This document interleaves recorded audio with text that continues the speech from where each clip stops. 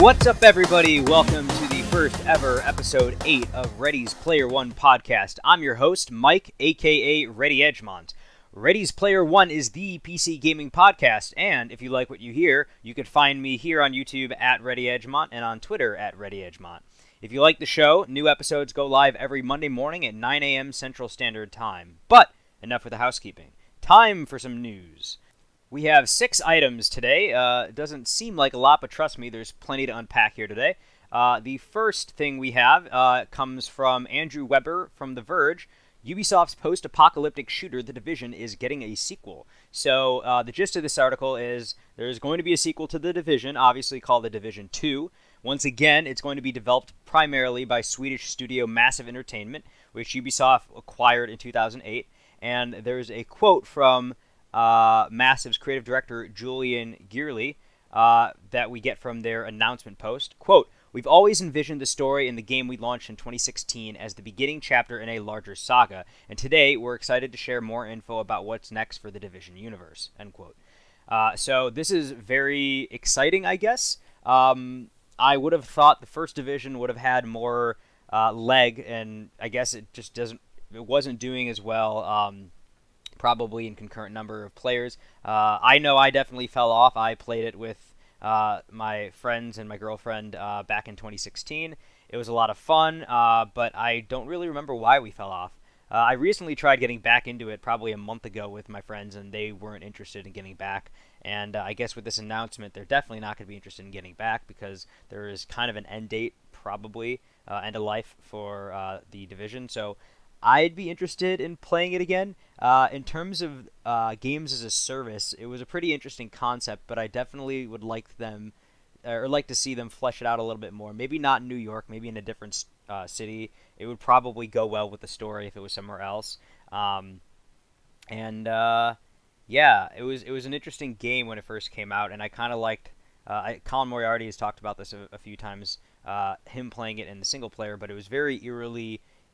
It was very eerie and kind of crazy to see the entire world having come to an end around Christmas time. So months later in the game, there's still Christmas decorations up.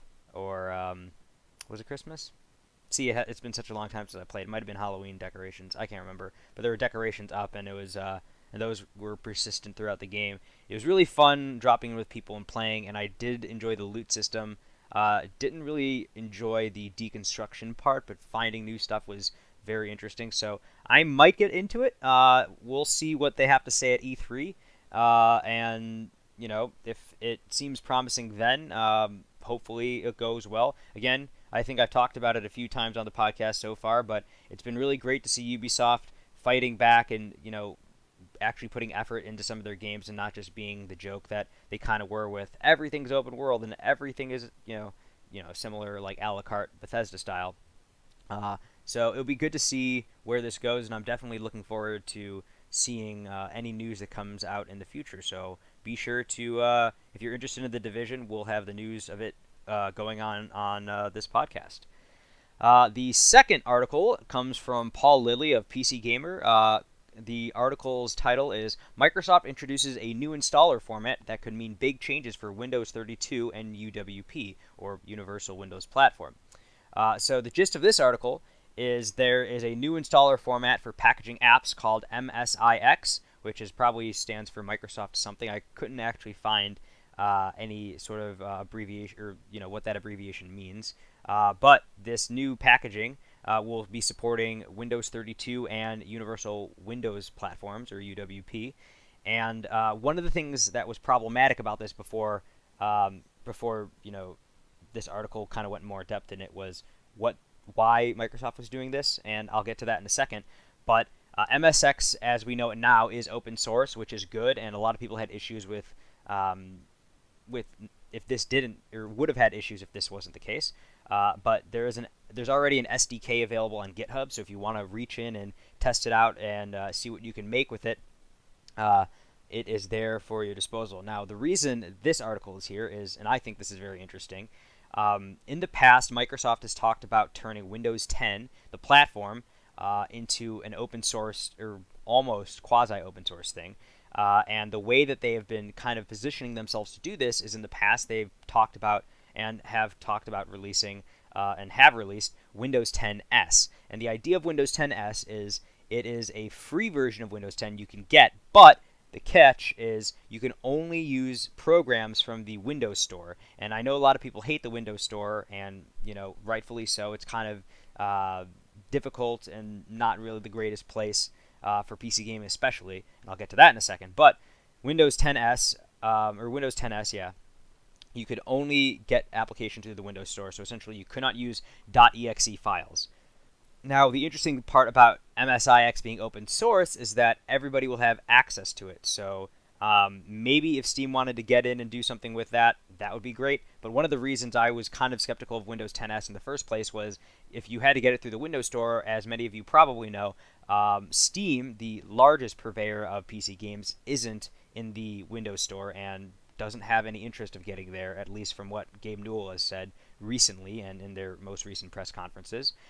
And the reason that they have Windows 10s now, or why Microsoft has them, is because they're trying to move to an open source platform. And the concept is anybody can get their hands on Windows 10s. Anybody can make an application in this new installer, this MSX installer, without any sort of cost. But if you want to be able to run .exes, you have to buy an actual license for Windows 10. So be it Windows 10 Home, Windows 10 Student, Windows 10 Professional, and it kind of just continues on the same products that Microsoft has been offering, except now they're offering a free version, which, we'll see where that goes. It'll be interesting, but I think this is Microsoft's push to basically end the domination of free software, free operating systems by Linux. And if, one way this is super helpful to consumers, and, one way they're positioning it is they could kind of unload the cost of paying for an operating system on like Dell and Lenovo and kind of those system manufacturers, and just have them offer Windows 10s, which means they don't have to pay the upfront cost of getting the licensing for Windows 10, and they can push it off to consumers. And you could view that as a negative or a positive. It kind of really depends on where you are. But for people that want to have cheaper laptops, that's one way, because then you could buy the laptop and it wouldn't come with the license, and then you could just use it for as much as for as little as you want, depending on what software is available on MSIX. And then if you're not happy with it, you could just go and buy a license, which there's a couple places online that you can buy them for pretty cheap. I bought my Windows 10 Professional license for about $20-ish. So there are ways of getting it other than retail. So it's definitely doable. The one problem that before I saw that MSIX was open source was that this was kind of Microsoft coming in and trying to make a freemium model on OS, but still incentivize people to get them to pay. And it's frustrating, especially for gamers. If Steam continues to decide that they do not want to pursue this and go into the Windows Store or be on the Universal Windows platform, and I don't blame them. But that would definitely be interesting to see how they would take it. And that actually goes right into the next article, which is from GameSpot's Steve Watts. Valve has several games in development. Quote, Valve boss Gabe Newell has signaled an end to the company's long hiatus. At a talk yesterday, the president said the company is, quote, going to start shipping games again, unquote. He also opened up about why the pace of its releases slowed down so much and what's changed since then. We've always been a little jealous of companies like Nintendo, Newell said. When Miyamoto is sitting down and thinking about the next version of Zelda or Mario, he's thinking, what is the controller going to look like? What sort of graphics and other capabilities? He could introduce new capabilities like motion input because he controls both of those things. And he can make the hardware look as good as possible because he's designing the software at the same time. That's really going to take advantage of it. So that is something we've been jealous of, and that's something you'll see us taking advantage of subsequently, end quote.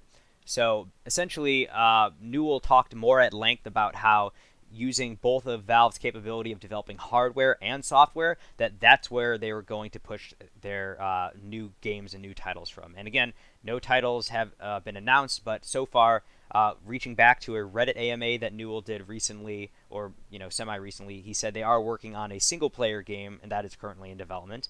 That a couple of their, I think 2 or 3 titles, some of them, if not all of them, will be I think 3 of them or more are going to be VR games as well. So with that, talk about hardware, who knows? Maybe Valve does some sort of acquisition of HTC Vive. Maybe they do their own VR set. Who knows? But essentially Newell was very, very confident in the fact that moving forward, they're going to have a leg up on all their competition. So either that hardware comes in from being some sort of virtual reality device or maybe being a Steam box or whatever, but kind of going off the last article about Windows and Microsoft going into creating an operating system that is free and might box out people from using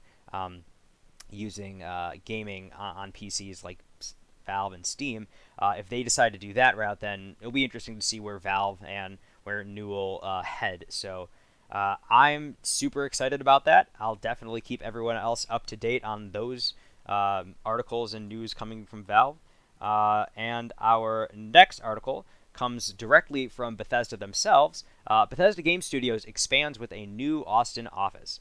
Bethesda Game Studios, a ZeniMax company, today announced that it has expanded development capacity for future titles by welcoming Battlecry Studios in Austin, Texas, as part of Bethesda Game Studios.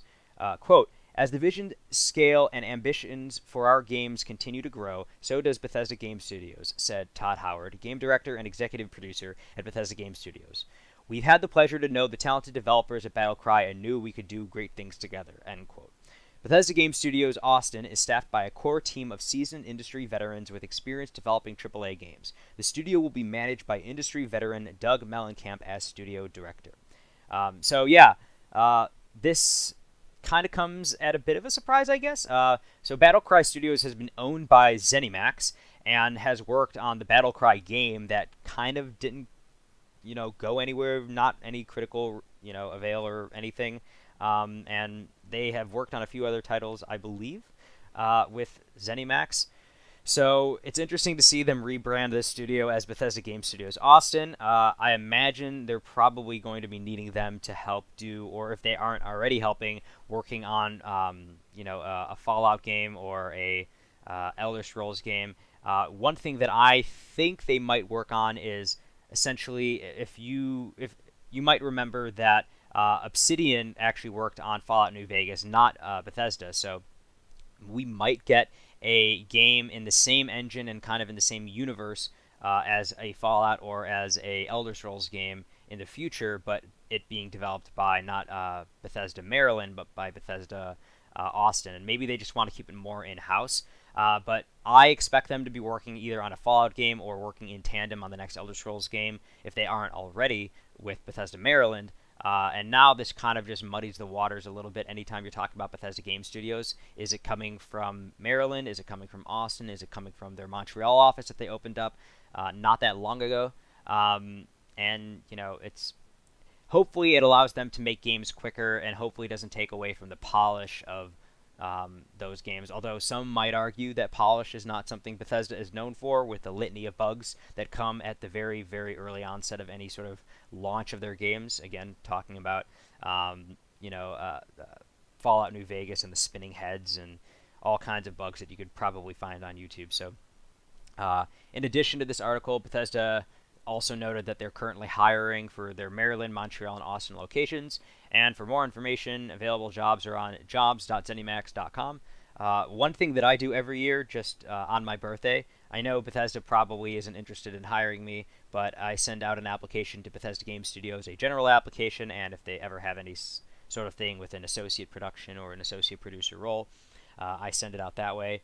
I've been doing that every year for the last 3 or 4 years, and I've never heard back anything in the affirmative saying that they were interested, but it's kind of my wishful thinking and hoping that maybe the game studio of my dreams might want to hire me, but, probably won't happen. But, yeah, so that's it with that article. Our next article comes from Charlie Hall of Polygon. H1Z1 now free to play. Pro League starts in April. So the gist of this article is that recently, H1Z1 went free to play 3 years after having left or after having begun early access on Steam, and exactly 1 week after it was released as a full game. So those who purchased the game prior to it going free to play will be given a package of skins and other in-game items valued at between $30 to $50. And that's being valued from what they think it's worth. I don't necessarily know if it's going to be valued that or if anybody holds value to stuff in H1Z1 yet. But anybody who bought it after it was announced, they could just ask to go for a Steam refund. I'm assuming you got it on Steam, but you could just petition for a refund if you haven't played more than, I think, 10 hours in it. You get a full refund. So you could do that. If not, sorry, you kind of lost out.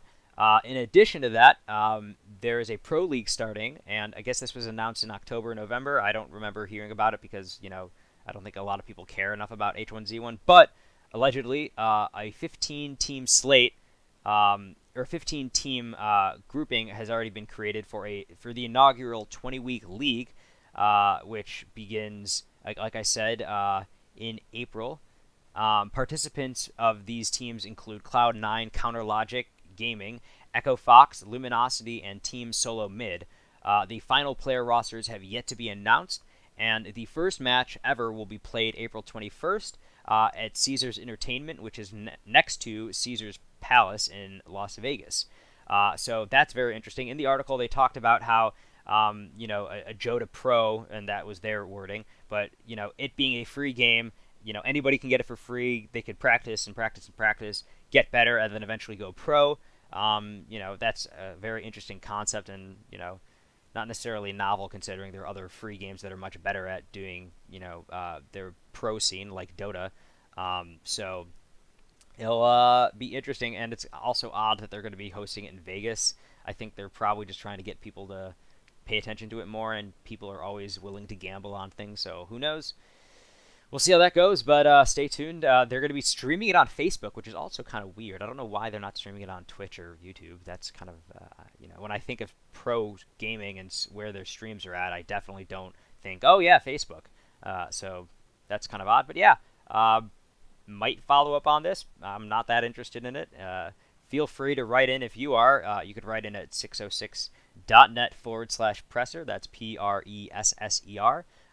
Let me know if you're interested in that and what you think. I definitely think it's interesting, and you're going to see a rush of games moving to the freemium model just to get the pro leagues going, which Overwatch League doesn't need to go free to play, but Overwatch League has been a resounding success. Everybody's talking about that, so I think other people are trying to get in on that action. Our next article comes from Donnie Deal from The Verge. Oculus Rift headsets have stopped working because of an expired certificate. So the gist of this article is, from the article, they say, quote, the certificate, which is part of the Oculus runtime service, is being read as invalid, and the cause is likely a simple mistake like somebody forgot to push out a new file, end quote. Nate Mitchell of Oculus promised that Rift owners affected by the issues will, quote, be provided an Oculus Store credit, unquote, as compensation. So it looks like somebody at Oculus just fucked up and forgot to push the new certificate out to Oculus users. So this just goes to show that, how fragile of a piece of hardware the Oculus Rift is. And it's also kind of scary to think that, it being owned by Facebook and, it being a massive corporation that, somebody just fucked up and forgot to push out a certificate and all the devices went down. So that's something to be cognizant of if you buy into these ecosystems that aren't necessarily consumer grade yet. They're just more at the development stage. At least I think so, because you have issues like this that, kind of remind me of the great PSN outage of 2011, where, PlayStation was still getting its online services and its footing down, and you had things like this happen. Not to say that the PS3 was not a consumer level thing. That was much, much larger and a much different time. But it's kind of a slap on the hand, I think, for Oculus and for Facebook that they're not able to control this and do something about it. And hopefully this is fixed. I saw there were a couple patches that people were talking about of ways to get around it, specifically setting the date for your Rift or the computer using your Rift on to previous to March 1st, and then it was working. I'm sure a patch will come out soon. We'll see what happens. But yeah, anybody who owns Oculus Rift, I'm sorry. Feel free to write in and tell me if how you feel about this and what you think about this kind of blunder, and if that has maybe made you think less of this, or maybe if you don't want to get the next iteration of the Oculus Rift because of this. Feel free to sound off and let me know what you think, either on the press conference or in the comments below on YouTube or on Twitter. Just feel free to let me know. The next article, which is kind of big and something that I kind of want to talk about at length, This comes from Paul Lilly again of PC Gamer. Nvidia's GeForce affiliate program is drawing anti-consumer criticism. Quote, one of the main issues Bennett raises is that one of the requirements calls for partners to align their gaming brands exclusively with GeForce. To use Asus as an example, and it's not clear if Asus is going to participate, it would no longer be able to sell both Nvidia and AMD graphics cards under its Republic of Gamers ROG brand, only GeForce cards. Bennett also claims that of the companies willing to speak with him anonymously on the subject, they all voice the same exact concern, that Nvidia would hold back allocation of GPUs if they choose not to participate, end quote. So essentially, this article goes in length and talks about this new Nvidia GeForce affiliate program, which they're calling their GPP, which is essentially an opt-in or opt-out program that, nobody is held to being a part of, but if partners wanted to, they could opt in or opt out, and partners being add-in board partners or whoever might work with creating those graphics cards.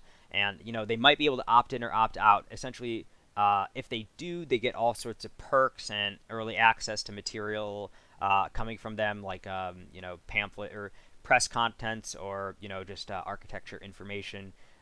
They were very vague about what they'd really be offering, but if they opt out of it, apparently there's no negative repercussions. So, what is this program? And again, as Bennett was talking about in the article, or Paul Lilly pointed out that Bennett was talking about in the article, a lot of the add-in-board partners are concerned that if they don't join this program, that they will not be given a proper allocation of GPUs. But I guess, one of the things that they talked about was if they wanted to be a part of the program, they would have to align their brands with them exclusively, meaning if Asus wanted to, work with Nvidia, their Republic of Gaming brand would only be able to offer Nvidia graphics cards and not AMD graphics cards. So it's very concerning, especially, when with all this competition that has recently come into the hardware or the PC hardware market with AMD and Intel, especially with the new Ryzen CPUs that came out, and with the new architecture coming out of Vega, it would be really crappy to not be able to compete with Nvidia and not have consumers not being able to have choice in the marketplace to choose which graphics card they wanted to. Because essentially, if Asus was unable to get any sort of GeForce cards from Nvidia to offer add-in board versions of, which I don't think Nvidia would do, then you essentially have a bunch of add-in board partners that are not going to be offering any sort of AMD offerings like Vega graphics cards or the next generation of Vega, assuming that supply from all of this cryptocurrency mining stuff eventually settles down, which I think I said would probably what I'm anticipating would happen probably by Q3, Q4 of this year.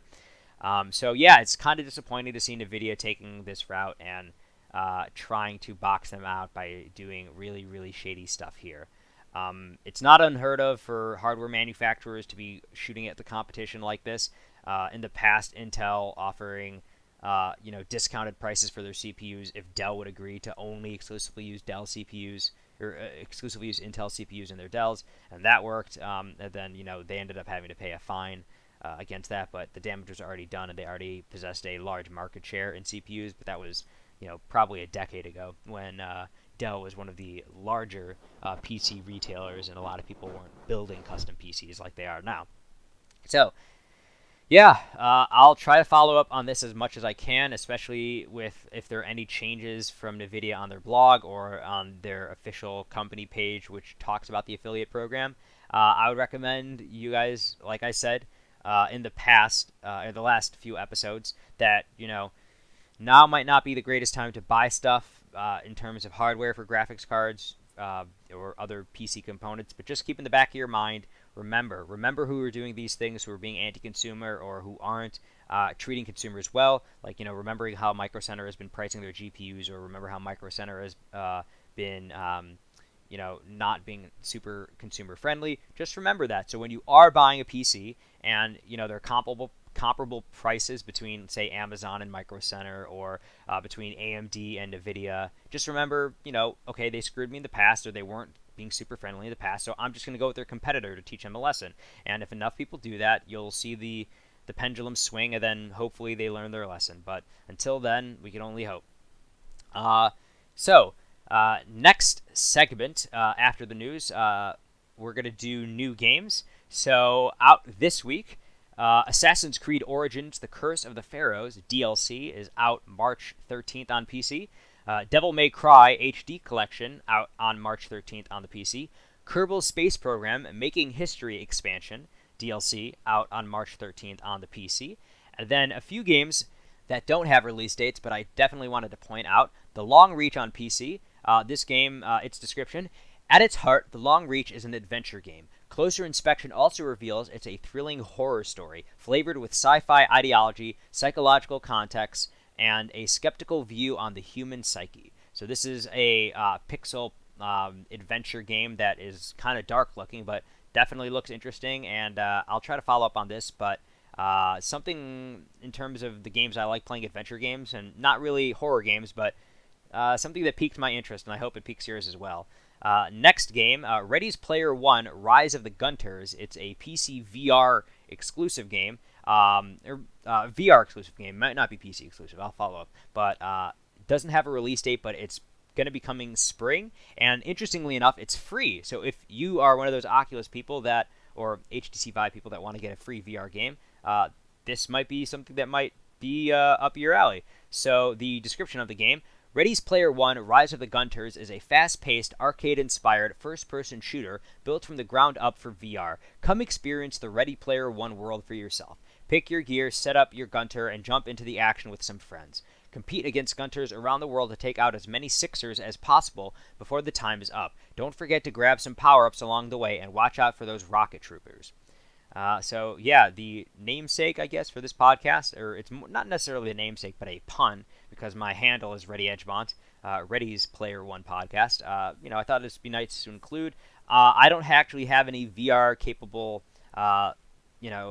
things yet. Like, I don't have a headset, and my graphics card is a GTX 770, which cannot run VR at this point. So I'll probably get my hands on this at some later point, just to test it out, and if I do end up getting a Oculus Rift or an HTC Vive in the future, I will let you guys know what I think of that game when I can play it. And then the last game is BattleBit Remastered. So its description: it is a low-poly tactical shooter with hardcore elements. Gameplay focused fully on team play. Your actions with your teammates will change the tides of war. So it's essentially just a low-poly kind of, imagine Minecraft, but with CSGO. That's kind of what it looks like. That doesn't have a release date, but it says spring of 2018, so when that comes out, I'll get my hands on that. I believe that is also free. Yeah, actually, all three of those games I mentioned, The Long Reach, Ready Player One: Rise of the Gunters, and BattleBit Remastered, are free, so you don't really have much to lose out playing them, I guess, when they come out, or if they come out, because I don't know who's developing them, really.